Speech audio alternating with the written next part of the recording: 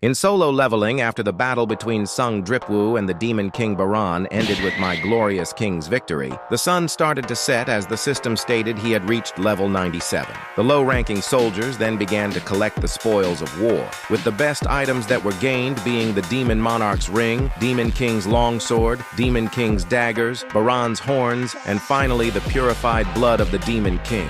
Having found the Demon Monarch's ring, the set effects would be activated, which would raise every single one of his stats by 15 points. But the most important item was the purified blood of the Demon King. Its description stated that it was a liquid made from the purified blood of Baran, and it contained a powerful magic. Although it had been purified, poisonous substances still remained. So in order to use the item as a potion, he must use the fragment of the world tree and the spring water from the forest of echoes to neutralize the poison. The consumable item Holy Water of Life was now ready to be crafted, and as Essel asked Dripwoo if he was all right, the system asked if he wanted to make the item. He confirmed it, making the system begin crafting the Holy Water of Life, saying that the probability of success and the number of items crafted would depend on the crafter's intelligence stat points. And as the system began to count down, Dripwoo stated that if he had known about this, he would have focused on increasing his intelligence stat. Though Essel said that if he was talking about the level of skill needed to craft the item, he shouldn't have an issue.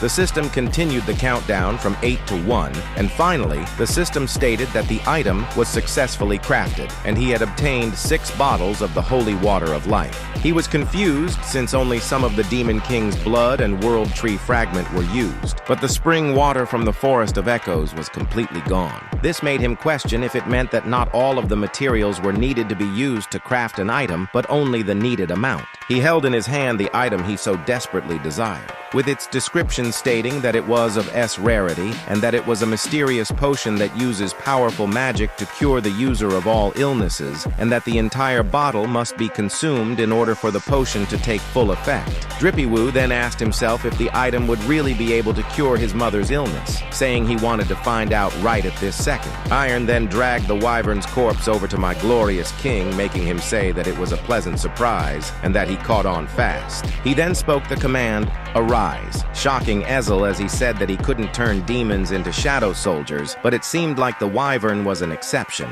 The system then asked him to choose a name for his soldier, but he didn't seem to remember whether it was Kaizelian or Kalakalan, making Essel say that he was pretty bad with names, though in the end he bestowed upon him the name Kaizel. Essel then stated that if they wrote it, they would be able to get back to her clan in no time. But Dripwoo only questioned if he would really have to go down every floor in order to exit the demon's castle, saying he wanted to leave this place as quickly as possible. Essel, still yapping in the back, said that her clan would hold a banquet once they returned, and that her father would be very pleased. But Dripwoo remembered that he still hadn't received his quest rewards yet. The system then stated that he had received the top-tier runestone containing the skill Shadow Exchange, along with 30 bonus stats and the Demon Slayer title. He held the runestone in his hand, and after cracking that bad boy open, shadows swerved around him with the skill's description stating that the caster was able to swap positions with a selected shadow soldier. But once used, it wouldn't be able to be used again until a 3-hour cooldown had passed, though the cooldown period would depend on the level of the skill. Dripwoo shouted, saying it was awesome. He would now be able to swap places with his soldiers no matter where they were. He could basically teleport. He then turned around, telling his soldiers they did a good job, but apologized to Essel, saying she would have to return without him, making her reply asking what about the banquet. But Dripwoo quickly activated Shadow Exchange, saying that the Radish clan on the 80th floor was too far away and that he would see her around, which was the biggest lie ever told, disappearing in an instant before she could even say a word.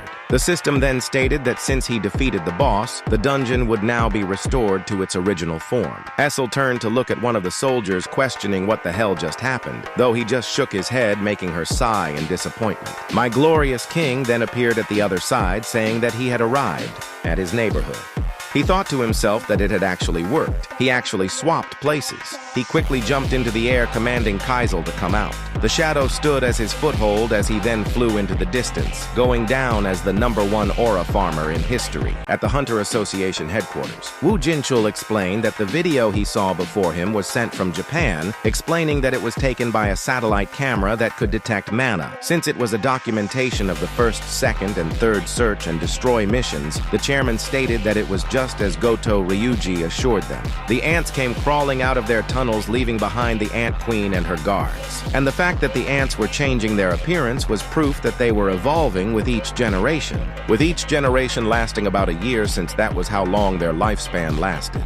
He was worried about the ants guarding the queen, but there were always a few beasts guarding the boss in any high-ranking dungeon. The chairman then asked what the chances were that the ants would return to the tunnels after learning that their queen was in danger before they got the job done. Jinchul responded saying that they would be sending out jamming signals. The chairman was confused, but he went on to explain that the ants communicated with each other using special waves, so he's been told that they would be using radio signals to confuse them, making the chairman ask if all they would really have to worry about is the queen and her guards. The chairman suddenly sensed a disturbance in the force and asked Jinchul if he felt that just now, but he had absolutely no clue. He could feel the mana waves even though they were coming from a great distance, questioning what the hell was happening. He then asked Jinchul if he was able to get in touch with Drippy Woo, but he responded saying that he was trying his best. At the other side of the city, someone asked if he just felt that. Another guy responded saying he did, stating that just because he's retired didn't mean he's lost his touch. Baek Yoonho questioned what that was just now, as the other guy replied saying that it was probably Choi Jongin and Cha Hae-In duking it out over their shares in the guild or something. Little do they know it was my glorious king spreading his divine aura across the city. Yoonho then poured another glass for the guy, making him say that it was thoughtful of his highness. As the S-rank healer Min Byung-gu told him to turn that frown upside down or he would get wrinkles from scowling like that all the time. The chapter then ended showing the item information of the weapons Drippy Woo acquired after defeating Demon King Baran.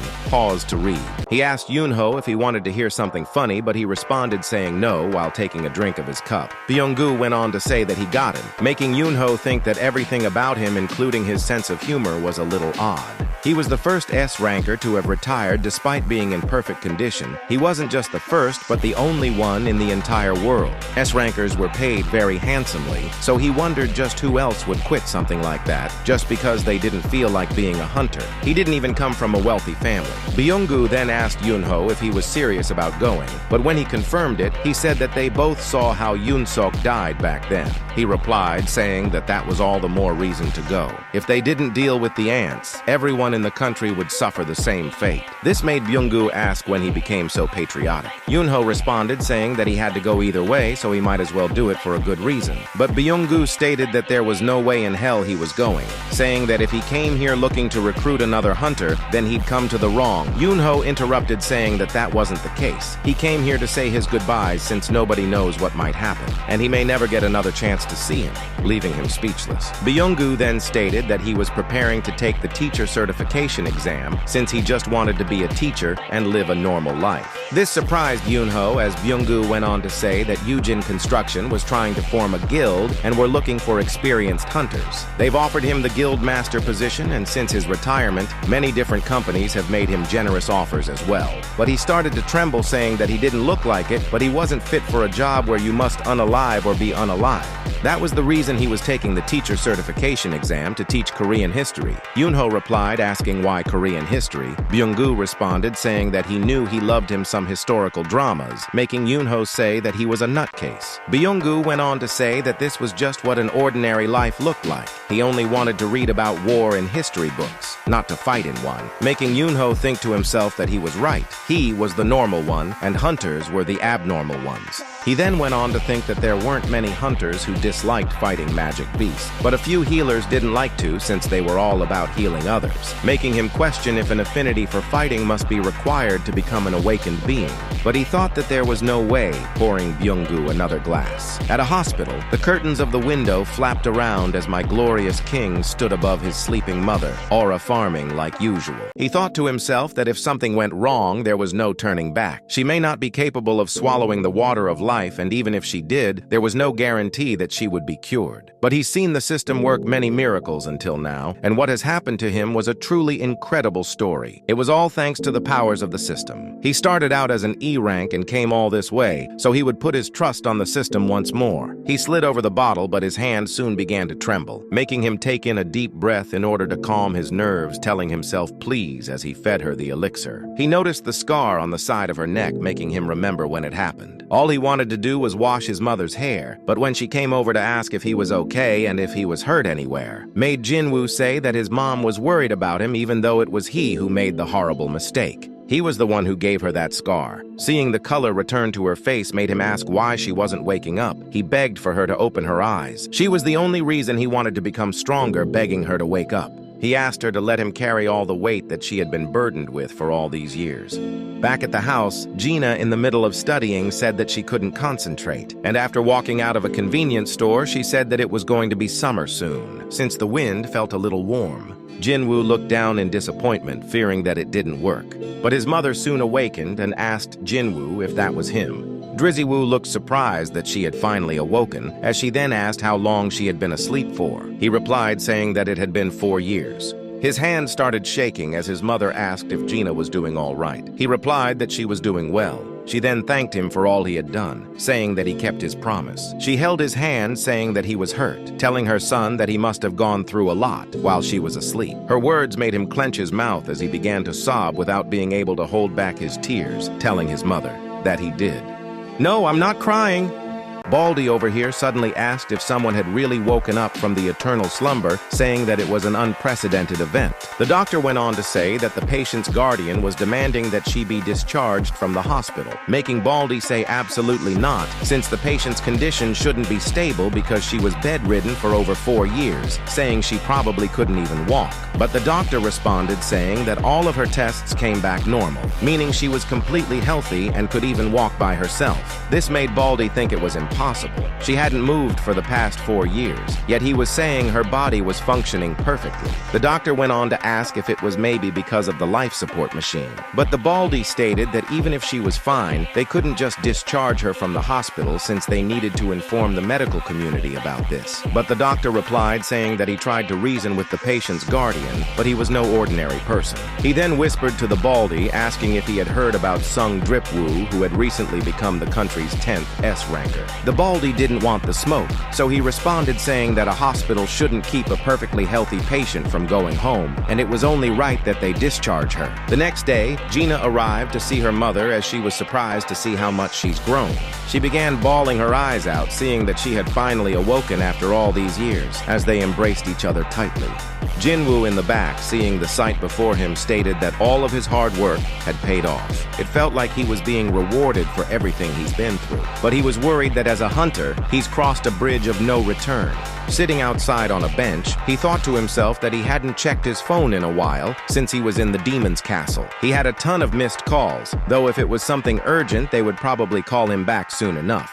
He then saw an article containing a sighting of Kaisel flying through the sky, making him question why reporters were writing about this. He suddenly received a call from Go Gun-hee, the chairman of the Hunter Association, making Drippy-Woo ask if something had happened. The chairman went on to say that he's sure he's heard by now, but he had absolutely no idea what he was talking about, making the chairman ask if he hasn't been watching the news. This made Drippy-Woo think it was probably about Kaisel, telling the chairman he was going to be careful with that from now on. But the chairman was confused, making Drippy-Woo say if he could ask about what he was talking about since he was off the grid until now and didn't have access to his phone. The chairman responded saying that it really seemed that he hasn't heard anything yet and asked if it would be all right if he told him in person, saying he would stop by today, though Drippy-Woo replied saying he would go to him instead. After the president of the Hunter Association stated that the operation would be launching in 4 days, they would be going to Jeju Island to exterminate all of the goddamn ants. But to pull it off, they needed the help of my glorious king.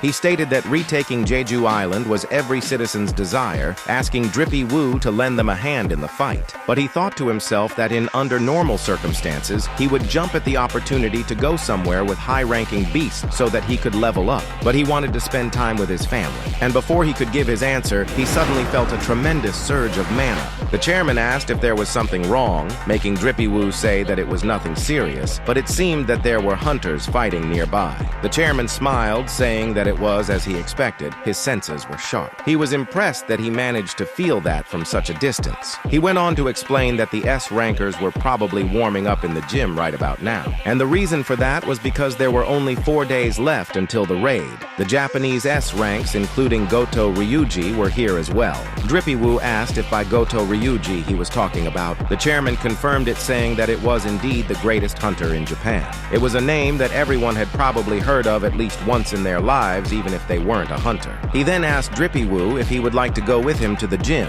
Baek Yoonho, in his awakened state, suddenly bolted forward, entering into a lock with his opponent. But the op suddenly put his hand on his shoulder, kicking his lower foot. And in an instant, he twisted his body upside down like he was a rag doll. The man then told Coach Baek that a young guy like him should be stronger than this. But Yoonho responded, telling Coach Ma that he was no coach. Both hunters went back into their standoff, with their battle creating shockwaves so strong that they could be felt across the arena. The chairman went on to say that this many S-rankers gathered in one place wasn't something you could see every day. Drippywoo stated that it looked like Yoonho was struggling a bit, but someone interrupted, saying that it was true. However, if Baek Yoonho were to attack using his full force, he wouldn't be able to keep up. Aizen then told my glorious king that it had been a while, stating that the person in uniform over there was the S-ranker Ma Dong-wook, the leader of the Fame Guild. Choi Jong-in stated that it would put Yoonho in an awkward position if he fought at maximum capacity, since he would transform into a monster once he got serious. Choi went on to state that the Japanese S-rankers had finally gathered, which included Ippei Izawa, Mari Ishida, Kenzo Tanaka, Minoru Hoshino, Atsushi Kumamoto, Muscle Mami Kanai Tawata, Tatsumi Fujishima, Kei, Akari Shimizu, and the one and only Goto Ryuji. Drippywoo was intrigued by Ryuji as Akari asked Hanakawa who my glorious king was. She responded, saying that he was Sung Dripwoo, the hunter who recently became an S-rank. Ryuji questioned if he was an assassin type, saying that even if he were, trying to hide that enormous amount of aura was impossible. He then said that he must be an exceptional assassin, but Hanakawa corrected him, saying that he was a mage type. Ryuji replied, saying that it was impossible, making Hanakawa say that it was officially confirmed. Lim Taegyu went on to say that it looked like the guy who ruined Min Sung's debut was here. Mami Cha thought to herself that she knew he must have been the reason why the air felt different. Mari Ishida noticed my king's presence, stating that South Korea's 10th S-rank was over there. But Kei responded, telling her not to talk to him because he felt like throwing up due to all of the S-ranks gathered here. He then diverted his gaze toward Mami Cha, saying that it looked like she had a nose as sensitive as his, though he thought she was a few tiers below him since she was only using a handkerchief, questioning if she would think he was hitting on her if he tried to strike up a conversation, regretting that he didn't learn Korean beforehand. Seeing the duel between hunters made Hanakawa ask if they were really considered Korea's strongest, saying that they were mediocre at best. She stated that she's been watching Ryuji's raids from the sidelines for quite some time, which is why she was no longer impressed by S-ranks anymore. Nobody asked you that, buddy. Ryuji replied, saying that he couldn't agree with her, stating that there seemed to be one notable hunter while staring at Mami Cha. A hunter came up to her asking if she thought he wouldn't understand all the shit she was talking only because she was speaking Japanese, stating that he learned Japanese in high school as his second language. But Hanakawa replied, questioning who he was, making Yoontae shout, saying that the man before her was none other than the guild master of the Knights Guild, Park Jong-soo. Hanakawa said she's never heard of him before, making Yoontae say that he was an A rank, not an S rank, which is why she probably didn't hear of him before. But their guild was one of the 5 major guilds in South Korea, and they've recruited the largest number of A ranks. Hanakawa then asked if he was joining the raid in Jeju, saying she thought only the S ranks were allowed to join, making both Jong-soo and Yoontae look nervous and annoyed. Ryuji asked what they were talking about as Yoontae shouted, saying that Mr. Park was on the defense team in charge of blocking off the island.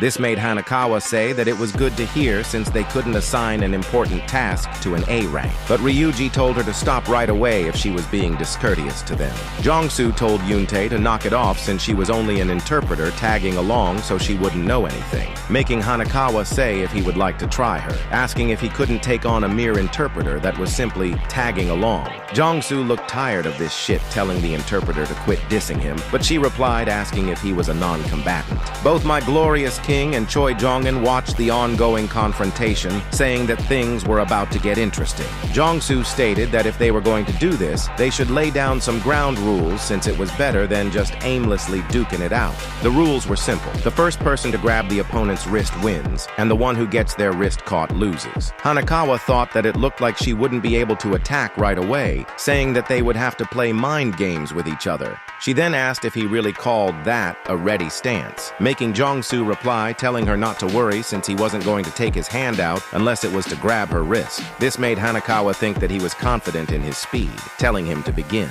In solo leveling, a sparring match between Japanese A-rank Hanekawa and South Korea A-rank Park Jong-soo was about to begin, with the winner being whoever manages to grab their opponent's wrist. Hanekawa suddenly rushed toward the hunter in an instant, making the first move. Jong-soo was easily dodging every single one of her attacks, making her say that she was going to wipe that pretentious look off his face. But Hanekawa's hand was suddenly smacked into the air. As Jong-soo stated for the record, he didn't hit her, and it was just a little shove. She replied saying she was having a hard time understanding his accent, and that he looked stupid trying to act cool with his pants ripped. Seeing him distracted made her think it was the perfect chance, but Jong-soo suddenly grabbed her wrist, telling Miss Interpreter that she was too slow. Hanekawa questioned what had just happened, as Jong-soo explained that she was the type that would always hide behind a tank, and it also seemed like she had no one-to-one combat experience. But here in South Korea, they would run into troublemakers every now and then, which meant they would sometimes have to fight their own kind. They would even have to unalive them sometimes. And unlike magical beasts, the way a human moves isn't so simple, so they would be dead meat if they couldn't predict their opponent's next move. If he were wielding a sword, he would have sliced her throat, not her wrist. Goto Ryu Fraud stepped in saying it was an exciting match and asked Hanekawa to relay his words to everyone here. In the interest of building trust between our two countries, I have a proposal for you. He proposed that they should have their S-rank spar one another according to the rules used just now. The chairman of the Hunter Association stepped in saying that it sounded good. However, they should exclude the mage type and non-combatant hunters since it would be difficult to tell who'd win. Baek Yoon-ho stated they should add a few more rules while they're at it, saying that you win if you touch your opponent's wrist or back, or if you knock them down. They should also have multiple hunters go against each other instead of one-on-one matches, so it meant you couldn't pick and choose your opponent. Ryu Fraud agreed to the rules, with Korea sending out Baek Yoon-ho, Ma Dong-wook, Mami Cha, and Lim Taegyu. Japan chose to send Kenzo Tanaka, Minoru Hoshino, Atsushi Kumamoto, and Kanai Tawada, with the chapter ending showing the Night Guild's information card.